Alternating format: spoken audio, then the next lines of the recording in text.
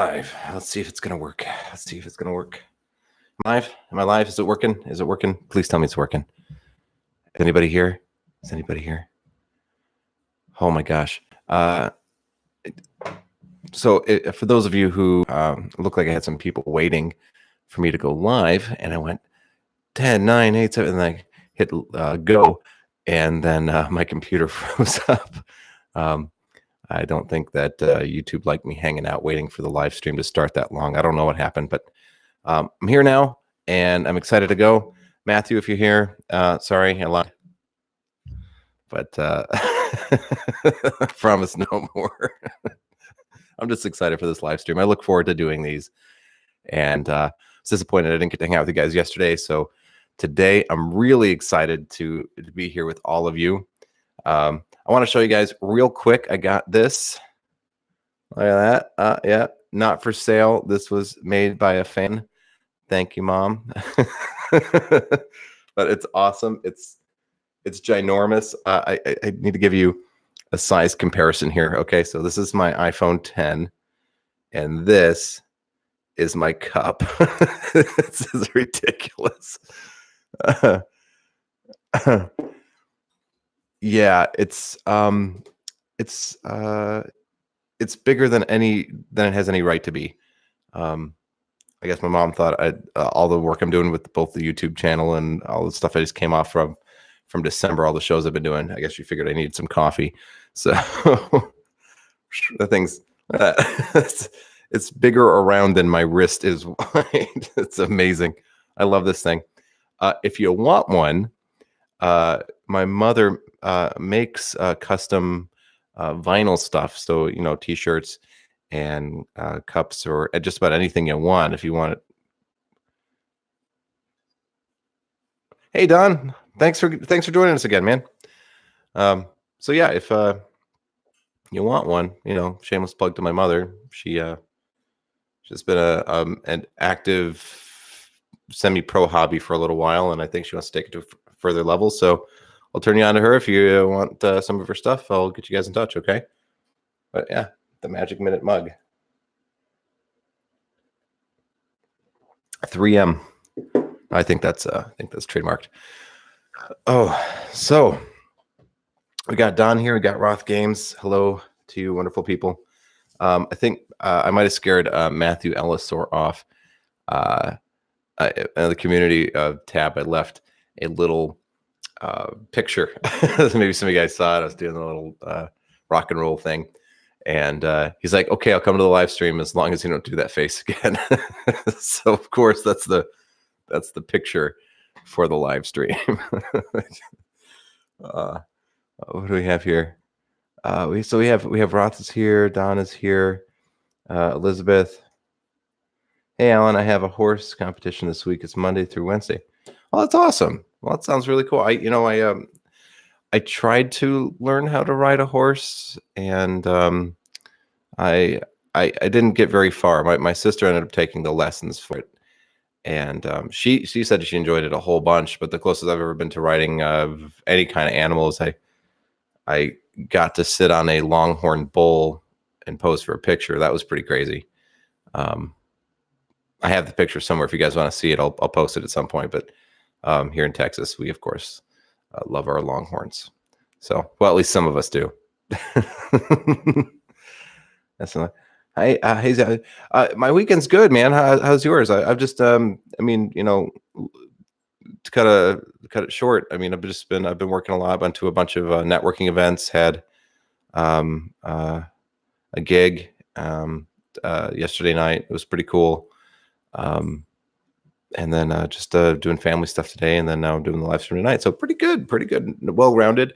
Tomorrow I got some plans for shooting part 2 of the 20-year series that I'm doing, and I would love to answer any questions you guys have about that. I was surprised at how many people decided to comment. I knew it wasn't going to be a very popular video. It's not like when I put up those tutorials and stuff, you know, in a day I can get like 300-400 views, but I knew this one wasn't going to be as popular.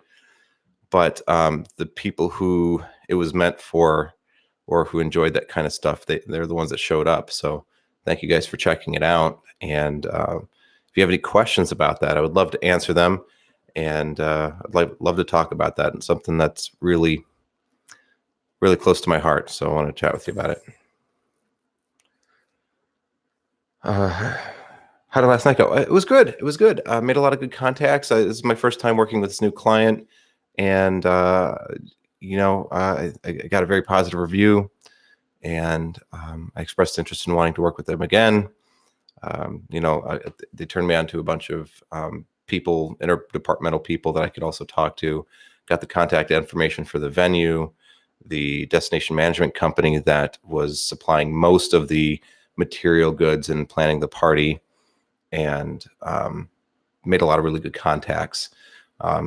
So all good. I had a great time. Everybody else apparently did too, and hopefully, you hope that your goal is always to try to book 2 shows from every 1 show you do. So hopefully I've added to my workload by being there. So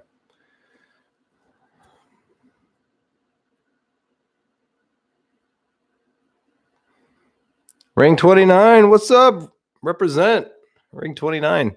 Where's Ring 29? I want to. I guess I'll just call you Miller. And call you Smiller. Miller. S. Miller.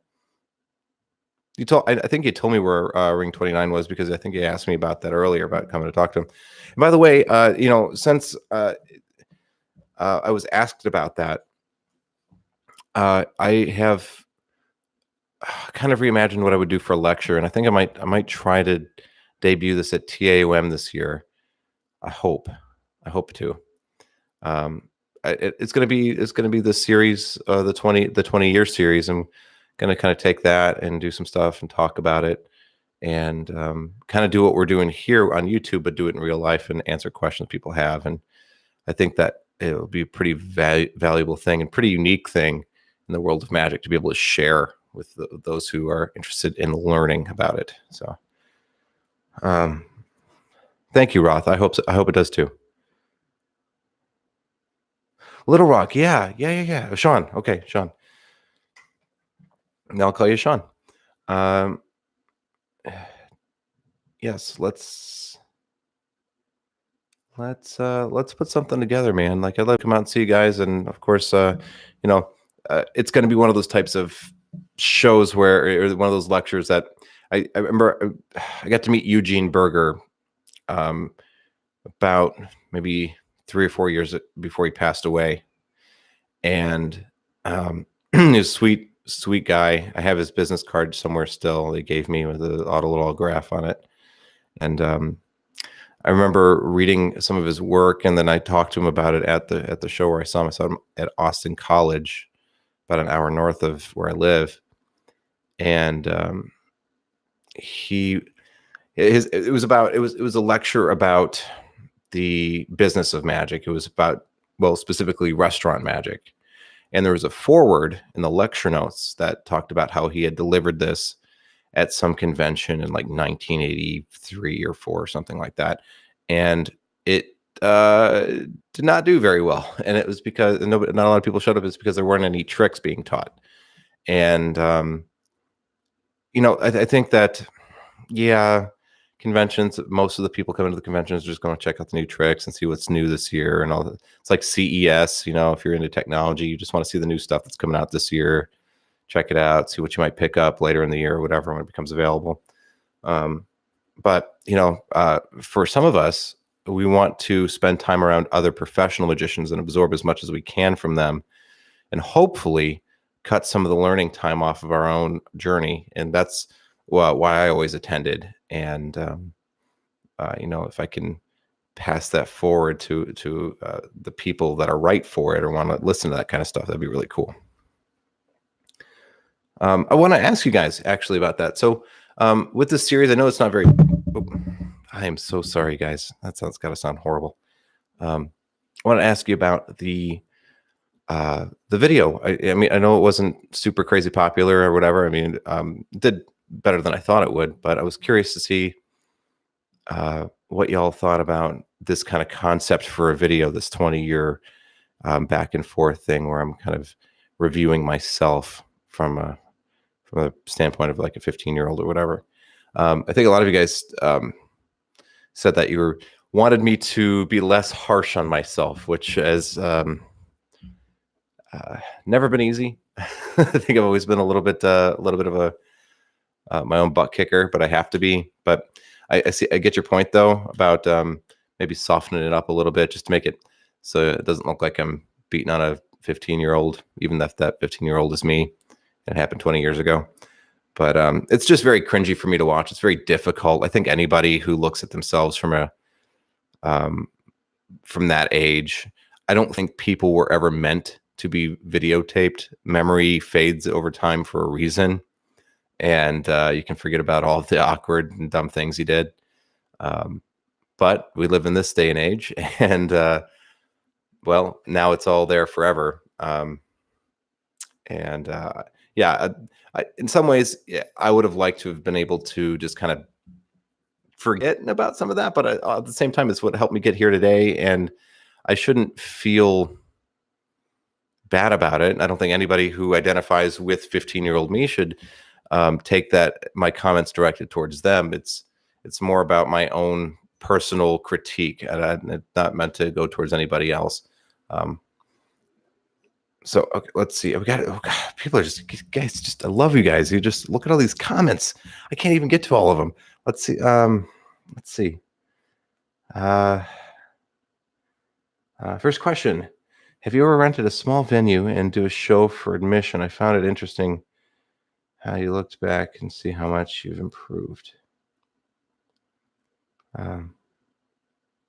Okay. Yes. So thank you guys for the comments. No, I haven't. Now there's a lot of wisdom in this that I'll touch on briefly, but there's something called two-walling and four-walling, and they're two different types of structure or logistical way of putting together a program and renting a venue. And I can't remember which one is which, but one is two-walling or four-walling. One, you rent the space out entirely, and then you get 100% of the ticket sales. And all you did was you paid to rent the room. The other way to do it is to get the venue to give you the room, and then they take their percentage out, and then also get drink sales or something. But there's like a couple of different ways that you can work this deal. And if you're more interested about that, I can look up the specifics about like kind of the standard deals that you come onto whenever you're talking about renting a venue for that. There was a fine dining steak restaurant called Three Forks that I used to perform at pretty regularly, and I had inquired about that. I think they have like 6 ballrooms or something in their facility. It's a 2-story steakhouse, gorgeous place, delicious food. They asked them about doing exactly that, about like using one of their empty rooms and then getting a percentage of the ticket sales for bringing the people in, for giving an activity. They would provide the room. I would get a percentage of ticket sales, and they would get drink sales. And it seemed like it was going to work out a couple of times, and then it just never kind of congealed. And I kind of got tired of asking, if I'm being honest. I love everybody there, but it never happened over like 2.5 years. So I just decided, if it wasn't going to happen after that time, there wasn't really any point in trying anymore. So I stopped. I had to focus my energy on other things anyway. So it worked out fine. But yeah, I can get you some of that information if you care to. There's this really great book that I like. It's called The Millionaire Magician by Randy Sherrick. And there are places to get it. I don't know where I got my copy like 15 years ago or something, but it's got a lot of really good advice in there, including that kind of stuff. In fact, just about any venue or any way you want to make magic, any kind of avenue you want to go down, it has some information for you. So it's a book I recommend checking out. I keep referring to it year over year, and I keep finding new stuff in there. And I see the wisdom and the experience that was put into the book, and the guy knows what he's talking about. Thank you for your comments on the show. I know some of you guys have asked me about if I'm going to do a series after this where I show in comparison, like contrasting how 15-year-old Alan did it and how 32-year-old Alan does it. And yes, I that was always the intention. So thank you for asking. You guys are very perceptive. I do intend on doing that. I have already got the commitment of my friend Joe, who went to film school and knows how to use a camera. And so I'm going to get him to do that because it's such a short series. I can rely on him for these 5 episodes or whatever. It won't be too big of a deal for him. If I did anything longer or where it required me to have more camera work, of course I'd have to pay him. But he's just going to do this to me as a favor. So yes, keep an eye out for that. If you guys are liking this and you want to see how I might have improved things over time, stay tuned for the whole thing. Let's see what else we got. Message retracted. Like last year at my high school, I got hit by a 12-foot ladder because 2 of my friends left. Hey, that doesn't sound good at all. I'm sorry, Elizabeth. That's not awesome. Geez. Well, I'm glad to see that you seem to be okay. So, ouch. Hey, Robert. Robert's here. Woo! What's up, Robert Takuma? What's up, Alan?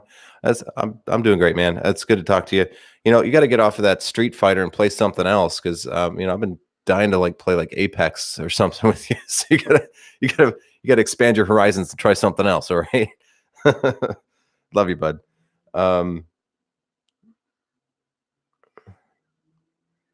Do it. Yeah, do it now. Yeah. So I what's cool this year is I've got, thanks to you guys, I posted a question a couple of episodes ago where I was going, hey, what do you guys want to see? What do you want to do as we move into 2020? What do y'all want? And thanks to that, in large part, I have not shot and edited, but I have a shooting schedule, a list of all of the episodes that I'm planning to come out for the next 12 to 15 weeks. So thank you. That's helped a lot. And then, of course, with that much time, I'm going to help be developing the other stuff. And I'm sure I've even been given new ideas. There was someone who watches my program. Her name is, I believe it's Mimi or Minnie. Oh gosh, I'm going to shoot myself later for that, not knowing that. But she was asking me about routining, right? How to make a routine, how to plan routines and how to get them to flow more organically. And I keep getting ideas, all these comments that you leave me. This is what I need, man. I don't know what y'all want to see. I know what I want to show, but that's not always the same thing. And that's actually a little lesson for, oh gosh, I keep hitting that thing. I'm sorry. I'm not used to having this thing right in front of me. On camera, it looks like it's a million miles away, but really I have that much space between my mouth and the thing. It's the same thing in magic. There is tons of magic that I would love to perform. I'd love to do Dancing Hank. I don't know if you guys know this, Sean Begonia's Ultimate Dancing Hank or Hanky. It is a killer, amazing, just mind-blowing routine, but I'll never get to perform it, or if I get to perform it, it'll be not as me, not booking myself as me. I can never do it for more than just a guilty pleasure. And it's because my audience expect a certain style of magic from me. I've built up a brand or a recognition for a certain style of magic, and it doesn't fit it. And so I'll never be able to do that. But that's the same thing with deciding on material for YouTube videos.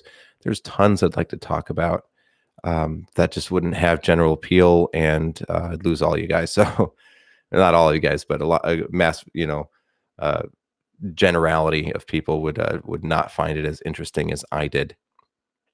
Well, and again, I think a guilty pleasure is this 20-year video where I'm not really, I'm just saying, hey, screw it, because I need to get this off my chest after 20 years. So you guys are watching me do therapy and open. So hopefully you're getting something out of it. Fist of the North Star, Lost Paradise, but that's a single player game. You should try out Apex tomorrow or tonight, because after this live stream, I don't know what I'm doing. Oh, this is maybe not. My wife's sitting on the couch, and I said that, and she just gave me this look. She's like, "No, you're not playing Apex after this. I got crap for you to do." Oh, I love you, honey. That's great. I'm red. Man. But no, we should play Apex. In fact, you guys, if you don't know, I'm on PlayStation 4.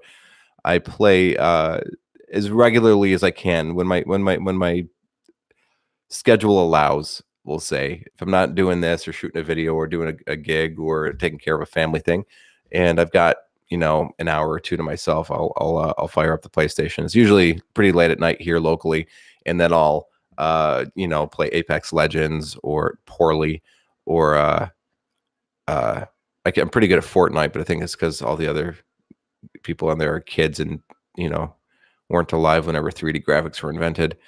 I also got Battlefront, the original, the OG Battlefront. So that's something I want to play with somebody. So if you got a copy, let's fire it up and play. Be pretty cool. You have the Magic Minute Squad or something. What do we have here? Oh, you guys are going so fast. Let me suggest a video. I'd like to hear your experience with using specialty cards like Black Tigers versus regular rider backs. How to Miggles. I think you're probably going Muggles react to the specialty cards. Yeah, I could talk about that a little bit here. That might not be a bad idea for a video either, but maybe about arousing suspicion or about being natural and giving you a Muggle brain, because that's important. Magic is the most empathetic of the arts, I think, because you have to so far in advance understand what your audience is going to think about every single gesticulation and verbal tick that you have in your performance, and they're going to take it to mean something or not. And this is very important. Where you pause, if you put your hand in your pocket really fast, if you scratch your nose after a coin vanishes, all of these things, you have to know exactly what kind of effect that's going to have on the audience well in advance of actually doing it. So that also comes to choice of props and what people are going to think about them. This is why, though I'm not digging on them, because I know a lot of people love them and use them to great effect, but I never in my own Magic want to use a prop that I have to excuse its existence.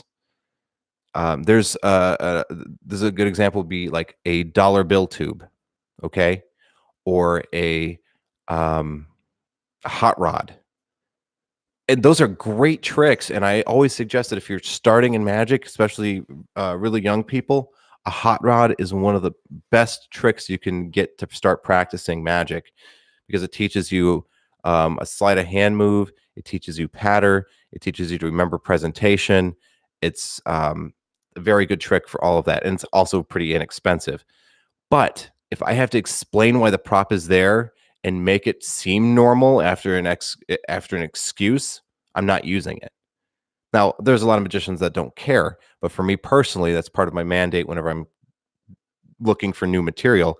It never has to look like something that I have to excuse its appearance. If I do, it's no good.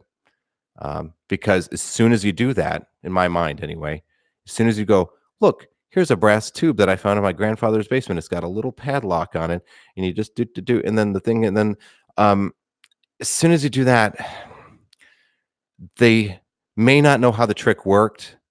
They may not know the machinations of the trick, but they're pretty sure it has something to do with that really weird looking prop you have. And if that's it, if they can credit the prop for doing the magic, I don't want that. I'd rather I was given credit for creating the magic, that I am myself emanating a magical presence or essence or whatever, and I was the one that helped, or we together were the ones that helped create the magic.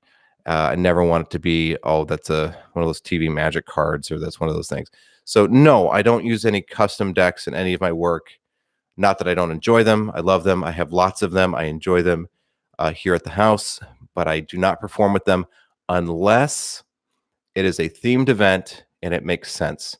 Like, a Black Tiger deck I might use. Like, I have some friends that are the leaders of the Vampire Court of Dallas. They're a 501c3 charitable organization that LARP as vampires and do a lot of really great stuff for the community, for veterans, for children, for heart health. Fabulous group of people. I love them all very dearly. A lot of them are magicians as well. And, if I'm doing one of their events, it's all very goth and very vampiric. And so I might use like a Black Tiger deck because it would make sense at the venue where I'm performing in character, in costume, or whatever. And so that's fine. But you have to understand the full context. If I brought out a deck of Black Tigers at a church function or something that I'm doing, it's out of place and nobody knows what it is, and it will draw suspicion. So context is very important when choosing material, costume, character, that kind of stuff. All the world's a stage. Gotta go, Alan, because I have to pack for the horse competition. Hey, Elizabeth, good luck on the horse competition, okay? And I don't mean this literally, figuratively only. Break a leg. Don't actually break a leg, okay? But good luck, okay? Let's see. Which do I prefer, stage, parlor, or close-up? They're all wonderful for their different reasons. I think if I'm being, they satisfy different parts of my personality. Stage, I like because I have complete control of my environment. There's nothing on that stage, no one that I invite up to that stage, nothing that happens on that stage without my say-so. And that's very comforting whenever your profession is hoping that things go right most of the time. Stage and parlor are my favorite for interacting with a large group of people. It's a lot like talking to a webcam because though in my mind's eye, you guys, I'm talking to each one of you individually. In reality, I'm just talking to this little camera right here and into a microphone. And so I'm imagining that you're just across from me and I'm talking to you. And that's kind of how I get to do stage magic, but I get to do it for a lot more people. It tends to also pay better. But close-up is fun because there's the danger of being caught always. And that's exciting. Being a step ahead, just a step ahead of your audience. They're looking down and they see, you're looking at your hand that may have something palmed in it. You got to clean it up because they know they're onto you. And I love that kind of stuff. It's a dance, and I love it for that reason. So they both have their advantages. They're both wonderful for different reasons. I started as a close-up magician and then moved into doing parlor and stage work as well. Because my clients demanded it. I don't mean that literally. I mean that as in my clientele evolved into clientele that started asking about stage shows. So I started having to do more of them. They're both fun. They're all fun. I can't choose one. Wow, you guys are so fast with all these things. Try not to use specialty decks because I've been called out for using a trick deck, so I stick to bikes, aviators, and Walgreens studs.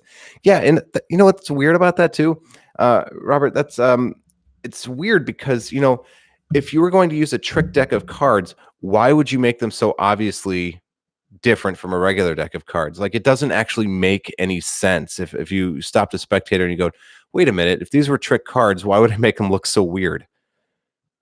Wouldn't I want them to look like every other deck of cards? But people don't think like that. And that's part of getting that muggle brain, is that people just tend to process things mostly on just the surface, and nobody really wants to dig deep into thinking about the reason why they thought that, or if that even makes sense. And that's why magic works, honestly. But yeah, it's kind of a weird cognitive hiccup. I don't know. So Rob, thanks for the info. I've always been curious about it because I don't perform outside of friends and family, so I was wondering about the random spectators. Yeah, yeah. I hope that clears it up for you. I mean, that's been my experience at least. I mean, I'm just me, so take that for what you will. But if you're asking me, I'm going to tell you what I think. Um, Justin says I am creating a new effect. At least I think it's new. Any places, websites where you could suggest trying to find out if it's been done? Yeah, but I can tell you exactly where you can find out if it's been done before. But I will also issue a modicum of caution. Uh, the Magic Cafe, themagiccafe.com. I believe it's .com. In fact, let me guarantee that before I send you there because I don't want to send you to some like spammy website. Themagiccafe.com. Yes, themagiccafe.com. That's correct. So that's where you can go. That's one place you can go. If you want to do some initial research by yourself to begin with, go to library.com. God, I don't know. There's so many .coms, .orgs, .nets, .biz, all these. I think it's library.com. Yes, and that's library spelled Lybrary. Okay, and I'll write it down here in the comments so you can reference that. So library.com. They have a tool where you can use that to search previous texts to see if something that you whatever you're researching, whether it be a new effect and you're trying to see if it's been done before or try to find the origins of an old effect, they have a pretty good catalog of old material that you can go through and with a keyword search function. So I would go there, and then the Magic Cafe. I'm not honestly. I have a love-hate relationship with the Magic Cafe. I think a lot of magicians do. There are some people who are very catty, very catty. You can't look at anything, and this is honestly, this is true of any forum online or any comment string, except for this one, because you guys are awesome. But people are always taking snips at each other and then going, well, what I meant to say was before you got so specific, or and it's it's like two elderly women bickering at each other. So take that into account. But they are also a fabulous resource for being able to tell you a lot of information. And there's some very knowledgeable and very wonderful people on that forum. So you can say, hey, new here. Make sure you're posting in the correct forum string so you're not, saying, oh, wrong forum, wrong post. But go in there, learn about it, and then post your question and say, hey, has anything like this been done before? And someone will get back to you. There's a very good, deep knowledge base there. So that's where the two places I would send you.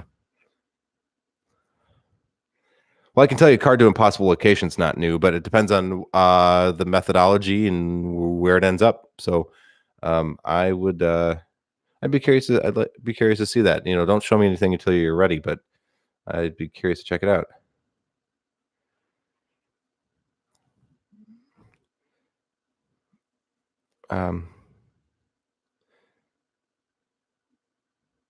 Yeah, it's with all social media, but I think it started on I think the Magic Cafe invented all the cattiness that happens on the rest of social media. There's some man. I can't stand going on there anymore. I used to go there a lot, and I posted a lot, asked a lot of questions, learned a lot, shared whatever. I can't do it anymore, man. I just get on there and I'm like, this is so much drama. Like, I don't need this. I don't need it. I got too much of my own. I don't need that. Show you my fabulous Magic Minute mug. Okay. If you missed it earlier on, my mother made this for me. She's also a fan of the show because, of course, she is. I'm drinking off-brand breakfast blend, but it tastes like coffee. I think it's more refreshing out of the Magic Minute mug than it's ever been before.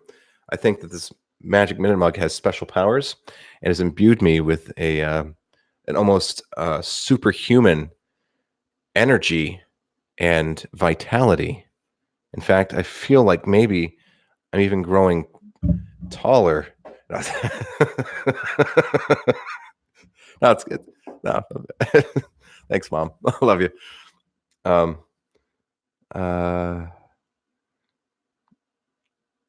did I get started in magic? Well, I had more bravado than brains.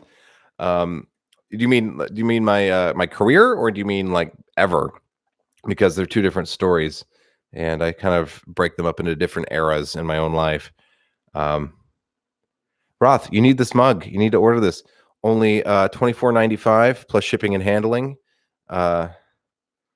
Order two and get the second one for full price.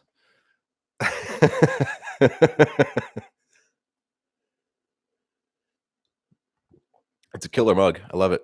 I don't know where my mother got it, but it's my very favorite. Also, guys, I'm going to be rolling out some new T-shirt designs here pretty soon. It looks like the ones I have out didn't tickle anybody's fancy too much, so I'm going to come out with some other ones. Of course, you guys have seen the Magic Minute T-shirts that I have that are just branded red with the white. I have some other designs over on Teespring if you guys want to check them out. They're pretty cool. That some of them come from old Magic posters, you know, from like Thurston and that kind of stuff. Or also old Magic books, and I've got some cool ones there too. So I think they're pretty snazzy. I'd recommend you check them out if you haven't already, because they're going to go away pretty soon, and I don't know if I'll ever have them return. It's going to be replaced with all new designs. So check them out. What do we got here? Oh, those coffee makers. Yes, Robert. I have those little things. I have my wife is wonderful and beautiful and an angel, and I'm trying to bribe her, but she got me one of those Keurig machines, some really fancy one, far nicer one than I deserve. But I've been loving that thing.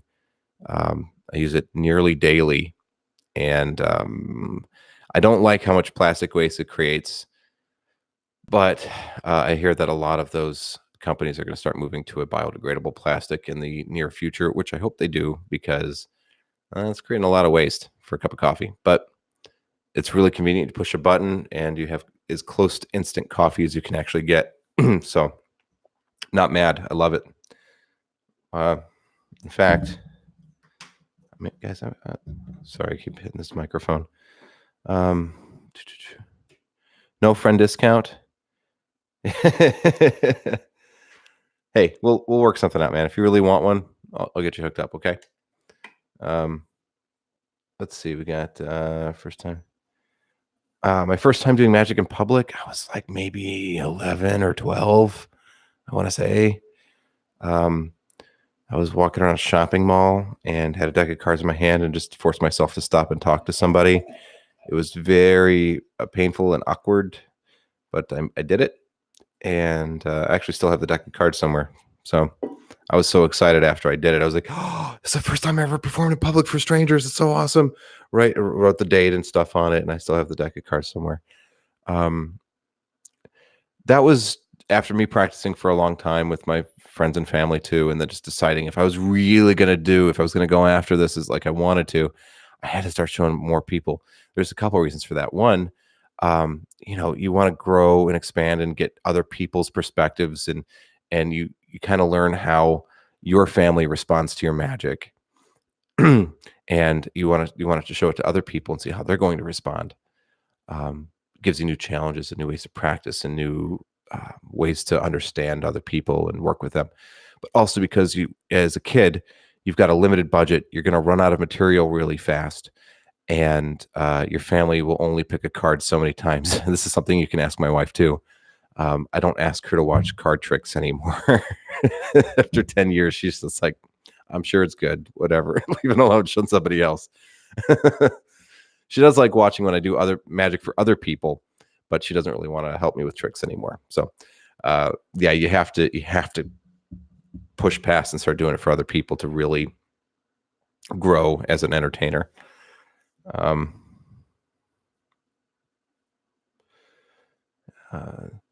I'd be very interested in a series about how to develop an effective process for inventing original magic. Hey, Ben, thanks for joining us, first off. Second, I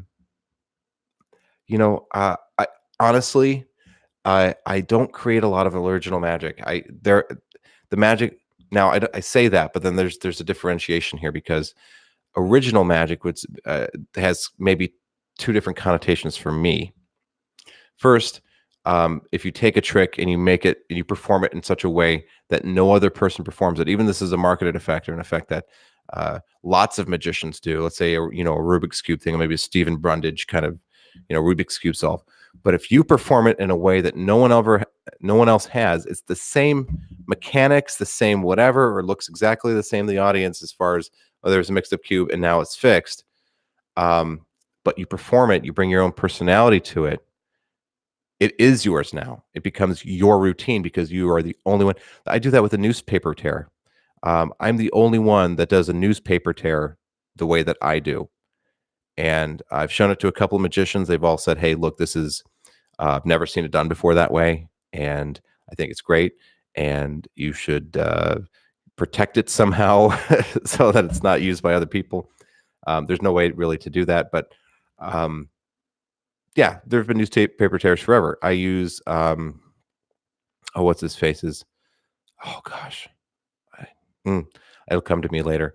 But I use this on the marketed version of a newspaper tear, Newsflash 2.0 by Axel Hucklau. That's the one I use. But I perform it in such a way that no one else does. It's mine. The way it works is unimportant to the audience. The audience doesn't care if you used this method or that method or the other method. No one cares. The audience doesn't care. The only people that care are magicians. Doesn't it's the effect that you had on the audience. So in that perspective, yes, I have a lot of original magic. All the magic I do is original. If you're talking about a new concept, Jay Sankey is your guy. Jay Sankey is the Stephen King of magic, and that guy comes out with so many different ideas, and just rapid fire. He can come out with 1,000 ideas on how to do a thing or give a unique twist. Now, something that you can do to help push your creativity along in that field is to get 2 hats, okay, or 2 buckets, and then write down like all the normal props that you would use for a magic show, okay, or all the plots that you would normally do for a magic show, tricks and props and that kind of stuff. Put those in a hat, shuffle it up, and then get another hat. And then in that hat, you're going to put random objects or situations that happen in your life, right? It might be a book, or it could be cats, or it could be light bulbs, and just like all these random things. Put these in, and then shake the hats up, and then pull one out, and then see how you make those fit. So you might have you might have the juggling toilet paper rolls. Okay, but how do you make that entertaining? I don't know, but figure it out, right? So then that's really how you just put different things that don't really belong together, and you put them together and you make it work. And that's a really quick way to be very creative. So apply that to yourself and see what you can come up with. I think you'd be really surprised.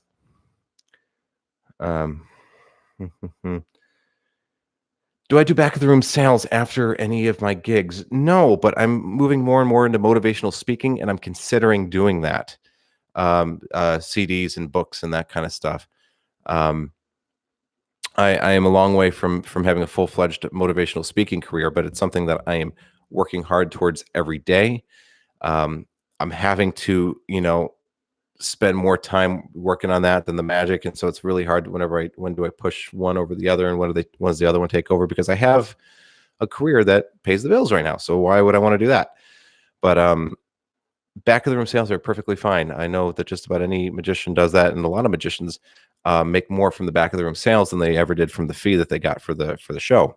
In fact, some magicians will do the show for free as long as they can do BOS. So, or BOR, not BOS. Yeah, it's a perfectly fine way to do that. Just make sure it's stuff that will appeal to the age group. Um, I've thought about doing that in some other instances or cases. Like, you know what is a perfect example of a back of the room sales is a lecture tour. If you've ever seen a magician lecture at a local ring, that's back of the room sales, right? Because you think that they get paid a pretty hefty sum. Everybody's paying like 25 or 30 bucks for the tickets to go in there and everything. But a lot of that has to go to administration and travel fees and hotel and all that kind of stuff. And so the magician at the end of the day did not really, after travel and, whether that be airfare or gasoline and accommodations, whatever, uh, they don't take home that much. And so the only way they really survive is by you buying their lecture notes and their DVDs and what have you. That's the only way they really make it. So if you are going to a lecture, it's a pretty good idea to try to find at least something. If you enjoyed the lecture, to find something that you could pick up, anything. So that's the thing. Back of the room sales work. They're great. I don't use them a lot. Plan to use them more in the future. Does anybody else feel like they're talking to a celebrity? Yeah, I'm talking to all you guys. You guys are stars all in your own right. I can't believe that you tune in and watch this. So I mean, I'm very grateful to all of you for being here. And wow, the time is already flying. It's 46 minutes in, and I feel like we just got started. So you guys are amazing.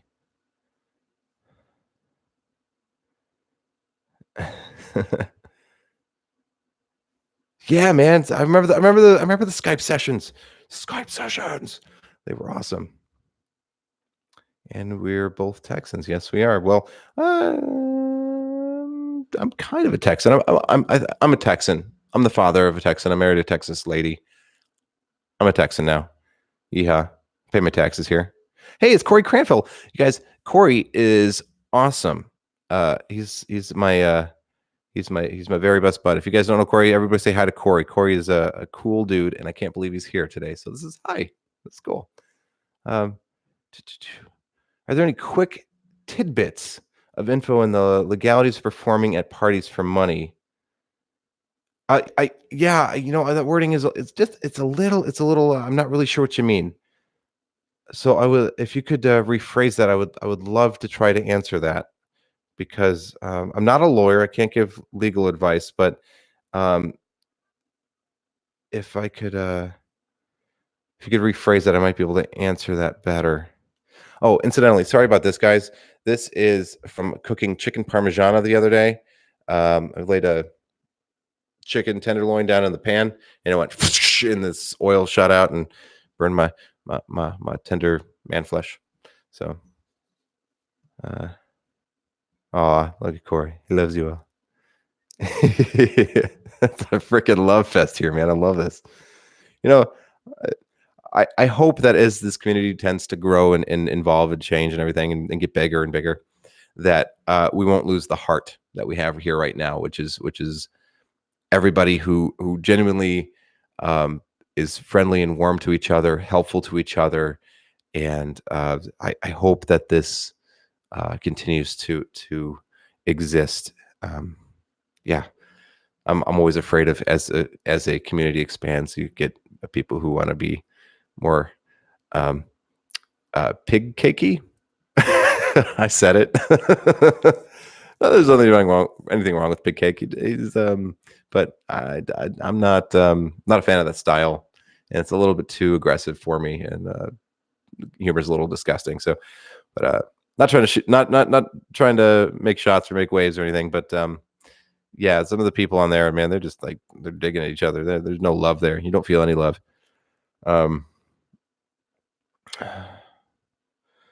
Cooking battle scars. Chef and chief have a similar root word. Just gonna leave that there. No, they come from the same root. And if you cook, you're the king. You're the chief. There you go. You gotta have your battle scars. What tricks make you most nervous to do? Well, probably the ones where I've practiced them to forward and backwards at home, but then when it comes time to actually do it for the first time for an audience, that's always got me a little bit nervous. I'm a little bit clenched up, if you know what I mean. Because unfortunately, they tell you always practice, practice, practice. Practice makes perfect. Practice in front of the mirror. Practice in front of the camera. Practice until you do it so perfectly that nobody's ever done it better than you. All that good stuff. But there are some things that just don't work that way. Some things, a lot of things actually in magic, you have to perform for someone. Like anything that uses misdirection. You can practice the motions and you can kind of try to have like a head game about like shadow boxing about when they're going to be looking away. But, theory and reality are two different things. And when you think you have the perfect misdirection and they're going to look away and all that kind of stuff, and then they don't, you're kind of screwed. So there's only a certain point at which you can practice something before you just have to go out and perform it for someone. And you might suck, you might fail, but that's okay. You're going to do that. Everybody does that. It happens to everyone. And there's no way to get better than to fail a whole bunch. Mentalism. How are you going to practice reading somebody's mind if you're by yourself? These adages are good, and they're meant as general directions, but you can't have a religious cling to them. You can't, because if you did that, no one would ever do magic. It wouldn't work. So yeah, but the tricks that I first do for a real audience are always the ones that kind of get me a little clinchy, even if it's for my wife or my family or something, because I don't want to be caught. I want to be the cool dad and husband who's mysterious and dead sexy. I wish I could point the camera at my wife right now. She's sitting over this. She doesn't. We've been together 10 years. She doesn't find anything about me sexy anymore. She's seen me when I'm sick. Let's see what do we got. What's up, Cor? Started doing magic for my grandson's first birthday party 7 years ago. I do magic for the school and my granddaughter's school. I'm sorry, I had my mouse over the thing and I couldn't. The grammatically didn't work.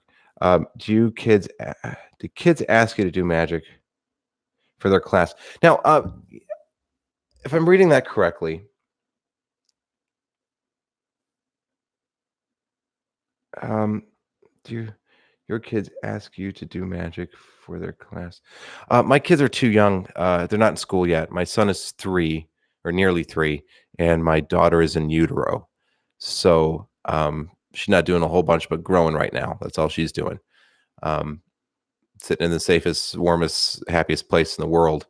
And, we'll find out when she gets here. But no, they're too young to have asked me to perform for their class. If they did, yeah, they might, they'll take a dad to work today, or take dad to work day, or career day. I used to go and talk at career days for middle and high schools and stuff like that. And that was always a real pleasure. But yeah, no, they haven't asked me yet because they don't know to ask me yet, and they're not in a position to.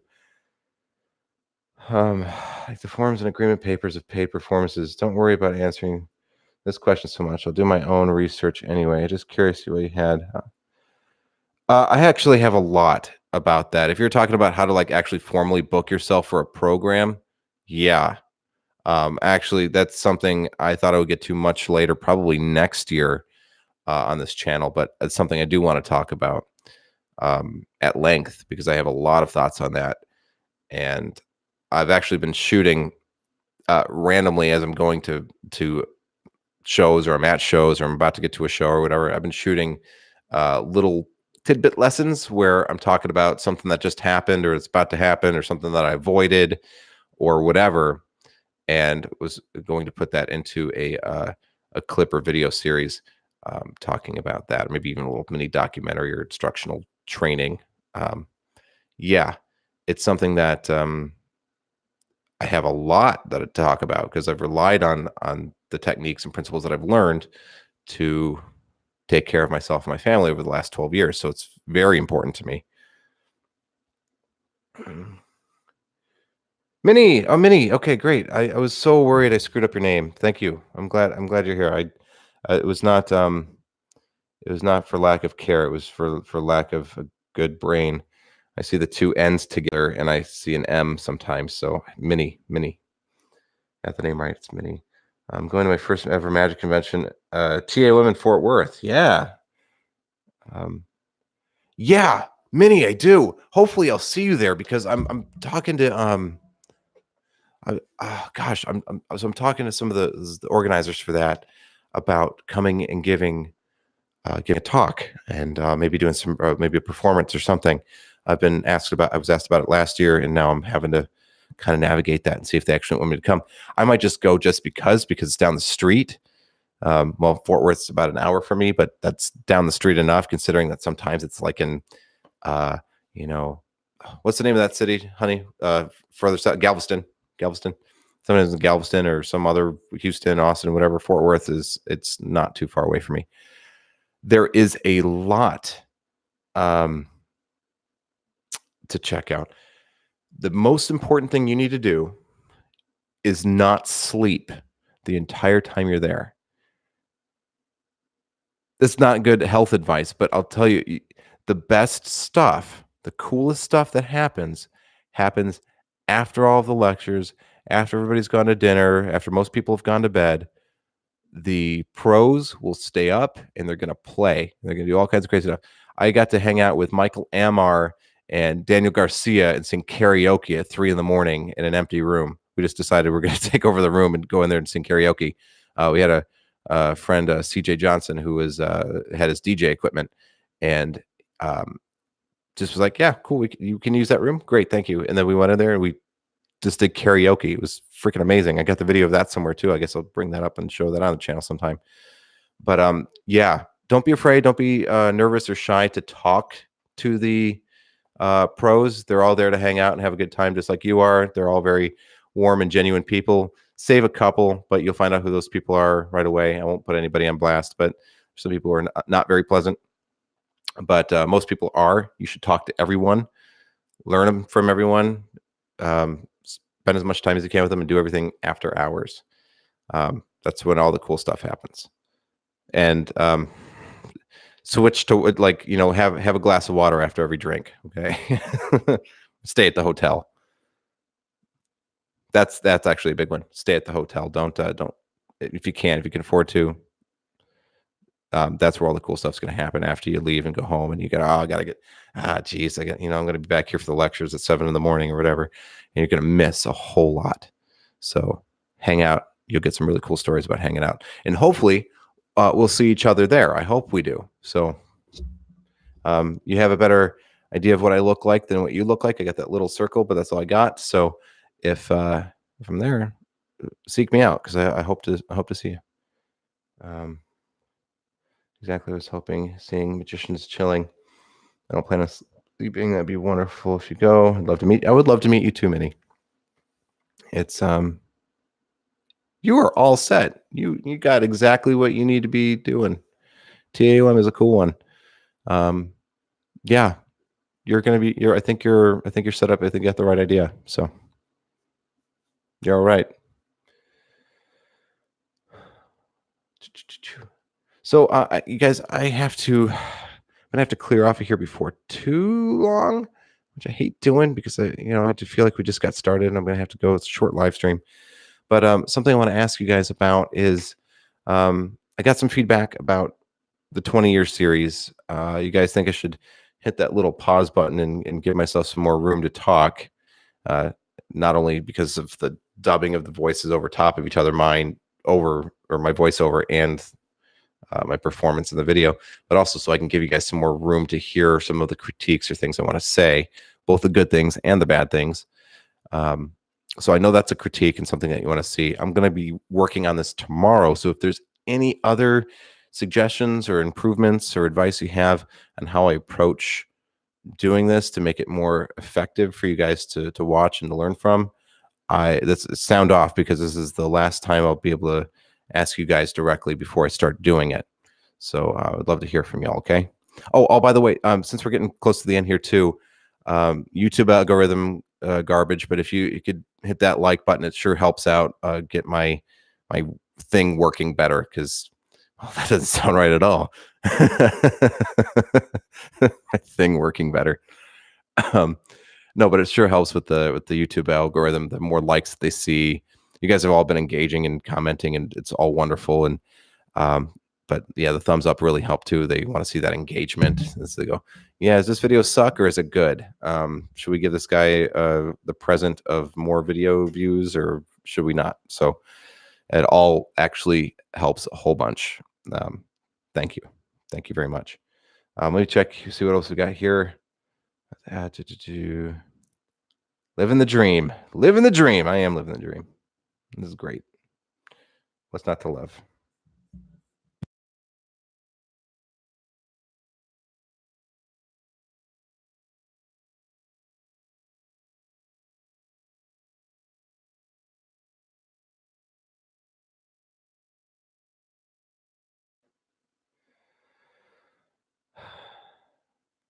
Thank you, Roth. Thank you guys for the likes. Appreciate y'all. You're awesome. It helps a lot. If you guys also, hey, here's a weird thing. I feel a little bit weird. I have to make an admission to you, because I don't share. One of the big things they tell you about getting your YouTube videos out there and everything is to actually share it on other social media platforms like Facebook and Twitter and that kind of stuff. I don't have a following on Twitter. Instagram is, and they don't really let you share very much either in the way of links. And Facebook, I'm a little scared to do that, because I actually have a lot of my clients are my friends on Facebook, and so I'm always really uncomfortable with sharing stuff that I put on this channel with my clients directly, because they're going to see it. So to kind of keep that separation there. If you like this and you want to share it with any of the videos that I have, any of the tutorials or any of the advice videos or anything, if you want to share that with people and put that, it would mean a whole lot to me. It would certainly help me out with growing this channel. I need that exposure. I need people to know I exist. It helps. So thank you guys for all the love you keep giving this channel, and hopefully we'll keep growing it.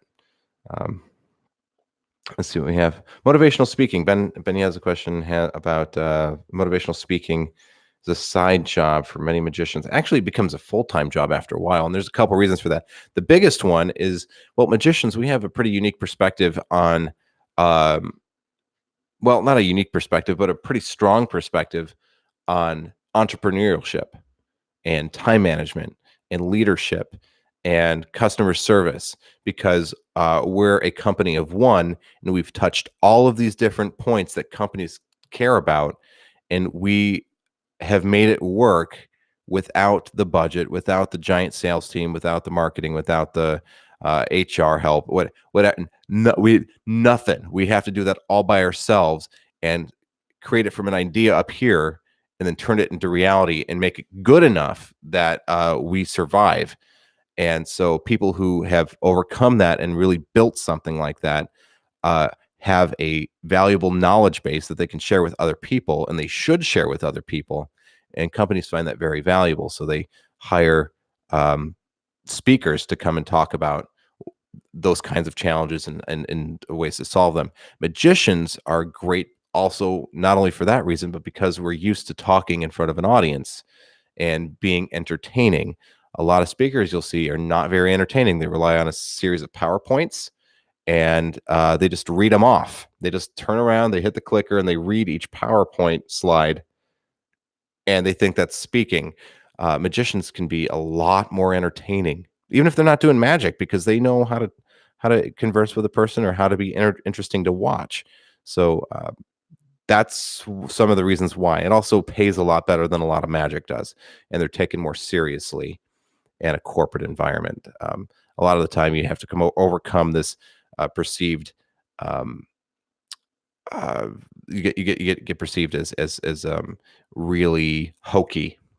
Whenever you're trying to work for a company, probably they go, oh, yeah, that's great, but we don't have any kids coming to the event. And you go,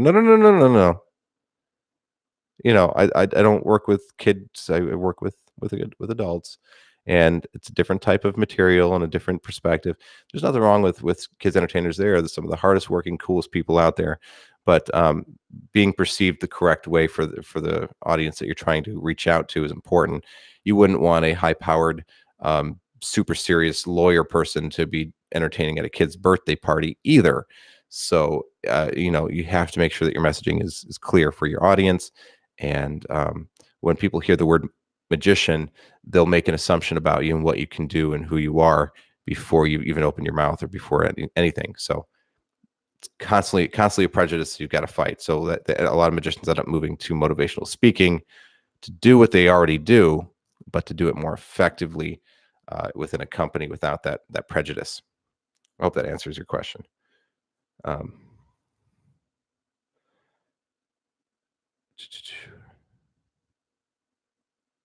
Hey, Don, it's super helpful for me too. Because the thing is, I love interacting with you guys. I The biggest regret that I have is that you guys are all spread all around the country and not all in my backyard. Because what I'd love to do is I'd love to just put on a barbecue and we all just get together and hang out and chat or whatever. In fact, it's crossed my mind before that maybe at some point I should hold a convention where we get together and we all hang out. We do like some kind of Magic Minute convention. It might That might come to fruition at some point, but it's something that I'm really thinking about. Because I would love to see all of you guys. And this is as close as I can get to doing that. I would rather you guys were all here. I wish we were playing D&D or something and all hanging out, but this is as close as I can get. So it's helpful for me to learn from you guys and learn what kinds of things you're struggling with, how I can help, how gaps in my knowledge where I need to learn more to give an intelligent answer, and just generally hang out with you guys because you guys are cool guys. The weather was pretty nasty yesterday. Today wasn't so bad. We had some snow, which was weird for North Texas, but we had some snow early in the morning. I took my son out. We shot some photographs of him in the snow because I don't know when I'll be able to get those ever again. So you got to take advantage of the opportunities when they present themselves. So yeah, everything's fine here now. A little cold, but none the worse for wear. Well, Don, I think you just got yourself a ticket. I think you're coming.